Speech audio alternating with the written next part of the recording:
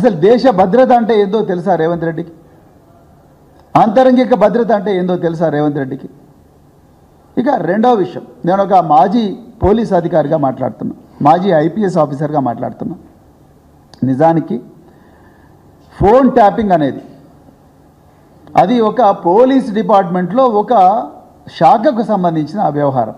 Indian telegraphic చట్టం ప్రకారం ఉంది. దేశంలో ఏ ముఖ్యమంత్రి ఆ దేశంలో ఎవరు కూడా మాకు ఈ విధంగా ఫలాని వ్యక్తుల ఫోన్లు ట్యాప్ చేయండి అని చెప్పరు. మీరు గుర్తుపెట్టుకోండి. రెండవది, మరి ముఖ్యంగా బీఆర్ఎస్ పార్టీ ప్రజల నుంచి వచ్చిన పార్టీ, ఉద్యమాల నుంచి వచ్చిన పార్టీ, ప్రజలనే నమ్ముకున్న పార్టీ. అంతే తప్ప పోలీసులు, ఇంటెలిజెన్స్ వ్యవస్థ వీళ్ళు చేసే ట్యాపింగ్ల మీద నమ్ముకొని అధికారంలోకి వచ్చిన పార్టీ కాదు. దయచేసి ప్రజలందరూ కూడా గుర్తించాలి. అవసరం లేదు. ప్రజలు కోరుకుంటే అధికారంలో ఉంటుంది, ప్రజలు కోరుకుంటే ఉద్యమాలు చేస్తారు, ప్రజల గొంతుకగా ఉండి ఉద్యమాలు చేస్తారు. అధికారం ఉన్నా లేకపోయినా తెలంగాణ ప్రయోజనాలే పరమావధిగా బతికే పార్టీ బీఆర్ఎస్ పార్టీ. అంతే తప్ప ఈ పలానా ఇంటెలిజెన్స్ వాళ్ళు ఫోన్ ట్యాపింగ్ చేసి రికార్డులు వినిపిస్తానో లేకపోతే అది చేస్తానో ఇది చేస్తానో ఆ విధంగా రాజకీయాలు చేసే పార్టీ కాదు. ఆ విధమైన ప్రస్థానం బీఆర్ఎస్ పార్టీకి లేదు. నిజానికి చెప్పాలంటే ఫోన్ ట్యాపింగ్లో బాధితులు బీఆర్ఎస్ పార్టీ, టీఆర్ఎస్ పార్టీ నాయకులు.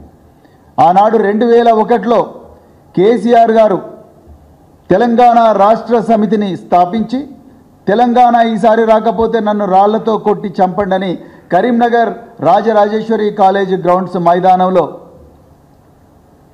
ఒక గర్జించినప్పుడు ఆ రోజు నుంచే ఆనాటి చంద్రబాబు ప్రభుత్వం ఇలా మరి ట్యాపింగ్ ఆ రోజు కేసీఆర్ గారి ఫోన్లు ట్యాప్ చేశారు. తెలంగాణ ఉద్యమకారులందరి ఫోన్లు 14 సంవత్సరాల పాటు 2014 వరకు కూడా ట్యాప్ చేసింది కాంగ్రెస్ పార్టీ. ఎక్కడ ఉంటే అక్కడ, ఊర్లలో ఉంటే ఊర్ల నుంచి ఎత్తుకపోయినరు, అడవుల నుంచి ఉంటే అడవుల్లో ఎత్తుకపోయినరు, అదేవిధంగా క్యాంపస్లలో ఉంటే క్యాంపస్లో ఎత్తుకపోయినరు, ఘోరంగా కొట్టి ఈడ్చుకుంటూ తీసుకొని పోయినరు. తెలంగాణ ఉద్యమకారులు వీళ్ళందరి ఫోన్లు ట్యాప్ చేసింది కాంగ్రెస్ పార్టీ.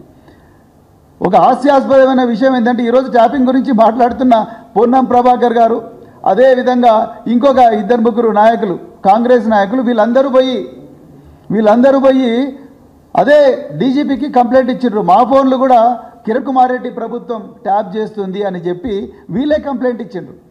మరి మీరు ఆ ట్యాపింగ్ గురించి మాట్లాడేది?